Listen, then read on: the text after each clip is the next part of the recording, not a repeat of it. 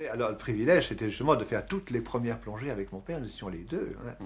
Alors, les plongées, la première à 8 mètres, plus pour s'assurer que tout est techniquement c'est au point, entraîner le personnel. La deuxième plongée à 11 mètres, la troisième à 40 mètres, c'était déjà un peu mieux, un peu plus, disons. Et puis, la quatrième plongée, c'était à 1000 mètres. Alors là, je veux dire, c'est une des deux plongées fondamentales pour moi. C'est la première à 1000 mètres où j'étais avec mon père. Nous sommes descendus près de Capri, tout s'est très bien passé. Vous vous rappelez comment il était, lui, à ce moment-là? Il était heureux, il était... Ah oui, il était heureux, naturellement, bien sûr, c'est évident. Mais je vous dis, pour lui, c'était une expérience. Au fond, il ne pouvait pas mettre la mer et l'océan dans son laboratoire. Ben là, il a construit un petit laboratoire pour le mettre dans l'océan. C'était ça. Alors, je peux vous raconter une petite aventure. Nous sommes descendus, on était pilotes entraînés du sous-marin, ni l'un ni l'autre, et la mer était un peu moins profonde à cet endroit que ce que la carte indiquait. C'était 1080 mètres, la carte indiquait 1200 mètres. On n'avait pas de sondeur à ultrasons, comme vous les connaissez, puisque vous avez plongé avec moi une fois, pour indiquer la distance du fond. Donc, en résumé, on est arrivé un peu trop vite. Et on est entré dans la vase. Une vase, un sédiment extrêmement mou, on est entré de 1,40 m dans la vase. On ne voyait plus rien du tout. Alors, quand on a réalisé ça, mon père m'a dit, puisqu'on est entré dans la vase, on en sortira. Hein, c'est pas plus compliqué. On est entré parce qu'on était plus lourd. On va lâcher un peu de lest, et puis on s'allégera, puis on remontera. C'est ce qui s'est passé. Il y a eu en somme deux époques dans l'histoire du Trieste.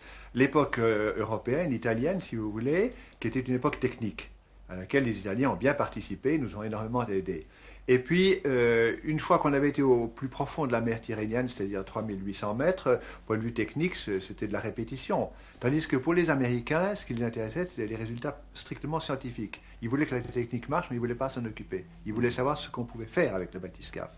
Alors, quand ils ont vu qu'on pouvait effectivement descendre entre 3 et 4000 mètres sans aucun problème, là, ils ont vu que c'était sérieux. Et alors, d'abord, ils ont envoyé une équipe américaine d'une vingtaine de scientifiques qui ont plongé avec nous en Italie encore. Et puis, comme tous leurs résultats étaient bons, ils ont dit, est-ce qu'on peut avoir le bathyscaphe chez nous? Et là va se préparer la plongée la plus importante de l'histoire. Oui, c'est ça. Alors, ils ont demandé naturellement à quelle profondeur pouvez-vous aller. Oui. J'ai dit, écoutez, le bathyscaphe tel qu'il est maintenant est fait pour 6000 mètres, mais il suffit de peu de choses pour l'envoyer à 11 000 mètres, pour l'utiliser jusqu'à 11 000 mètres. Alors, ils ont dit d'accord. Alors là, je peux vous dire aussi, ils ont cherché partout. Je voulais faire une nouvelle cabine qui soit un peu plus résistante. La première aurait tout juste été, mais c'était un peu limite. Alors je voulais faire une nouvelle cabine. Alors ils ont dit, on va la faire en Amérique. Ils ont cherché des quantités de fabriques, demandé auprès des quantités de fabriques. Personne n'a accepté de la faire, sauf une qui a dit, on veut bien la faire, ça vous coûtera un minimum d'1 million de dollars, mais si on la rate, vous payez le million de dollars, et si vous voulez, on en refera une autre. Moi, j'ai demandé à Krupp. Krupp a dit 50 000 dollars garantis. La différence. Alors, les Américains étaient ravis, très bien, faites-la chez Krupp, donc on l'a fait entièrement en Europe, et on l'a aménagé, on l'a installé sur le Trieste, à la place de l'autre, et on a fait quelques plongées d'abord en Californie, 1000 mètres, 2000 mètres, etc., et puis finalement, on a dit maintenant, on peut aller à 11 000 mètres. Ici, la maquette en grandeur naturelle de la cabine du bathyscaphe Trieste.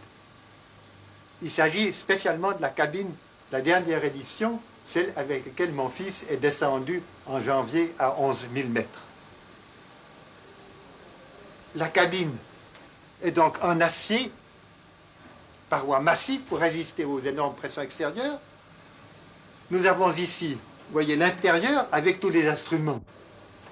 Les panneaux électriques, ici à droite, là, les appareils pour régénérer l'air. Là, les manomètres. Manomètres, il y a encore un enregistrement qui montre la dernière descente à 11 000 mètres. Ici sont les tablards sur lesquels étaient des instruments. On a ôté cette partie des instruments pour qu'on puisse voir. Ici étaient les accumulateurs. Et parmi les instruments, peut-être que mon fils va vous montrer quelques-uns des instruments dont il s'est servi. Eh bien, le panneau principal de commande est ici au milieu. C'est lui qui contient les différents interrupteurs, en particulier les commutateurs qui servent pour lâcher le lest. Vous savez que quand nous sommes en bas, la seule façon de remonter que nous avons, c'est de lâcher du lest, et ceci se fait électriquement grâce à ces commutateurs. Il nous suffit de couper le courant des électroaimants pour que automatiquement le lest tombe, ce qui est donc un système d'une sécurité absolue. Parmi les autres instruments intéressants à signaler, on peut voir près du hublot une des caméras de cinéma, une caméra de photographie également. C'est en effet important de pouvoir enregistrer autant que possible tout ce qu'on peut observer sur le fond, étant donné que le fond est parfois très varié et que ce serait difficile de se rappeler tous les détails. De même, nous avons un enregistreur sur bande pour pouvoir faire des commentaires au fur et à mesure des observations, étant donné que pendant la plongée, nous sommes généralement dans l'obscurité et que nous ne pourrions pas écrire. Autour du hublot, vous voyez les différents câbles électriques qui permettent de commander les différents instruments qui se trouvent à l'extérieur du bathyscaphe, à l'extérieur de la cabine, en particulier les électroaimants, les moteurs, les projecteurs, les soupapes magnétiques, etc. Quand nous sommes sur le pont du bathyscaphe, nous descendons à travers le sas. C'est un puits qui traverse tout le flotteur et qui arrive pour se fixer ici autour de la porte. De là, nous pouvons entrer dans la cabine et depuis l'intérieur directement, nous pouvons fermer la porte, ce qui nous met tout à fait à l'abri de la pression et de l'eau. Cette porte se ferme très facilement. En réalité, sur la pièce véritable, il n'y a pas plus de difficulté que sur cette maquette. Un ressort compense le poids et un simple joint de caoutchouc placé ici à l'extérieur suffit de rendre le tout parfaitement étanche. Ça vous intéressera peut-être de savoir que pendant la dernière plongée, nous avions approximativement 3000 tonnes d'eau sur la porte ici, ce qui suffisait naturellement pour la maintenir fermée. Eh bien non, pour deux raisons. D'abord, il n'y a pas de monstre. Et puis deuxièmement, si jamais on en envoyait un, on serait obligé de lui donner un nom, et par ce fait-là, ça ne serait plus un monstre. Donc on ne peut pas en voir. Très bien. Et puis vous savez, la plupart des animaux qu'on voit sur des reproductions dans des livres de zoologie, ces poissons qui ont des têtes grotesques, des dents énormes, des petits projecteurs à l'extérieur, qui sont très beaux et très intéressants à voir, ce ne sont pas des monstres, ce sont des tout petits animaux. La plupart de ces poissons n'ont que quelques centimètres de grandeur. Plus on descend, plus les animaux sont petits. Probablement, il peut y avoir des grands animaux. On admet maintenant qu'il y a des pieuvres très grandes, qui ont peut-être 10 ou 15 ou peut-être même 20 mètres d'envergure. Mais ce ne sont pas des monstres pour ça, n'est-ce pas? Et puis il y a des grands animaux, il y a par exemple des baleines qui descendent, en particulier des cachalots, qui descendent à plus de 1000 mètres de profondeur. Ça, on le sait très bien, mais ce ne sont pas des monstres non plus. Quant aux animaux même que nous avons vus au fond, eh bien, dans des plongées comme celle-là à 1000 mètres, par exemple, nous avons vu des poissons. Celui-là, ça s'appelle un sablefish. C'est un poisson qui vit sur le fond et qui est à peu près à 1000 mètres de profondeur. Il a dans les 30 cm de long, à peu près 8 à 10 cm de large. C'est un beau poisson, mais qui n'a rien du tout de monstrueux. Alors là, c'est le bathyscaphe lui-même qui l'éclaire. Là, c'est le bathyscaphe qui l'éclaire, naturellement.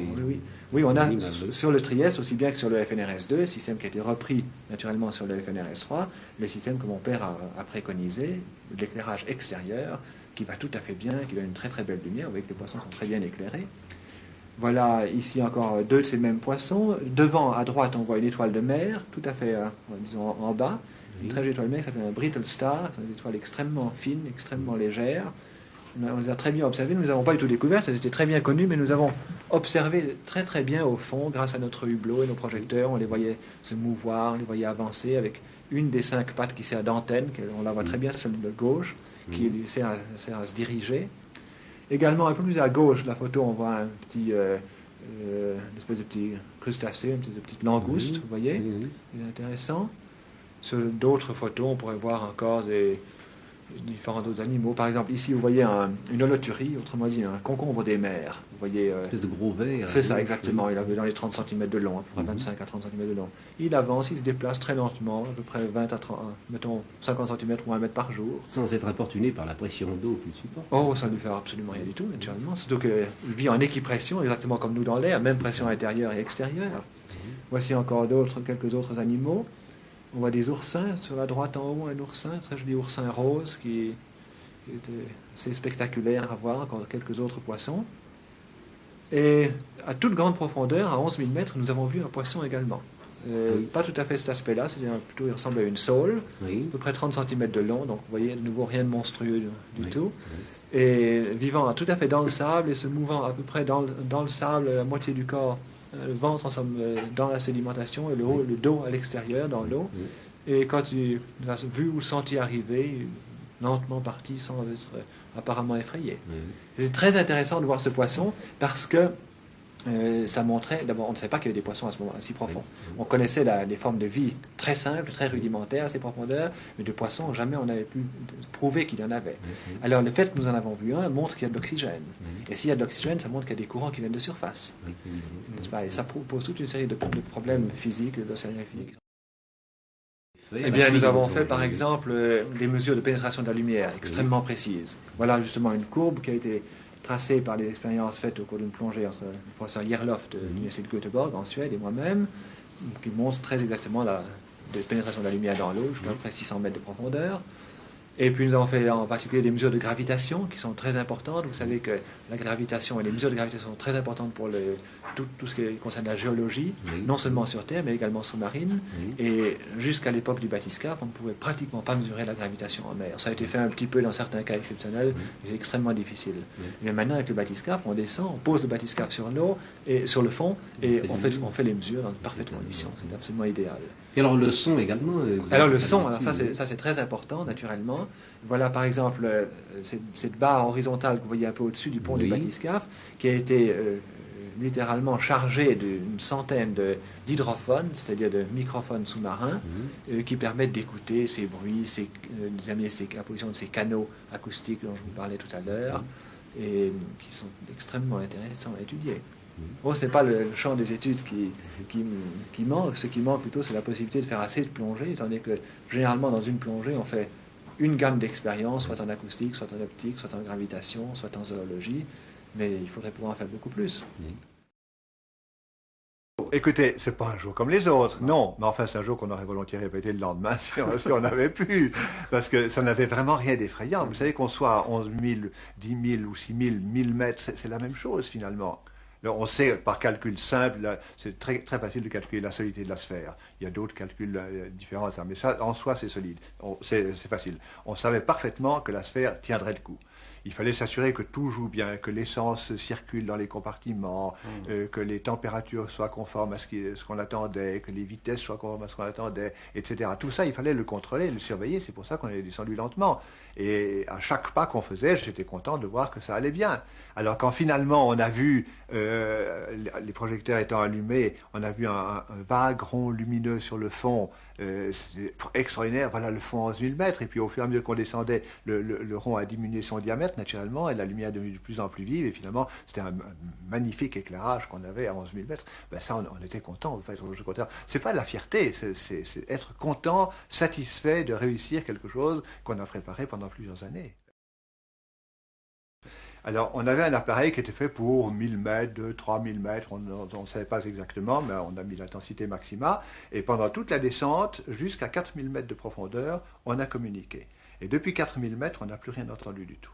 On est arrivé sur le fond, et au bout d'un moment, on s'est dit, on va quand même voir si par hasard, le téléphone marche maintenant, tout à coup, pourquoi pas. Et on a donné un message, on a dit nous sommes à pratiquement 11 000 mètres de profondeur, est-ce que vous nous entendez? Et puis, comme c'était de l'ultrason, ça va assez lentement à 1500 mètres à la minute, il fallait faire aller-retour, ça a duré 14 secondes. Et on a regardé la montre, et 14 secondes après exactement, on a entendu un grand cri, « Ouah, bravo !» je sais pas quoi. Et donc ça a très bien marché. Alors il se trouve que le bateau faisait, si on peut s'exprimer comme ça, les 100 pas pendant que nous descendions, et de temps en temps il était trop loin, et il y avait des couches de réverbération et de réfraction qui faisaient que le son ne passait pas. Et par hasard, quand on était à 11 000 mètres, le bateau était juste au-dessus de nous.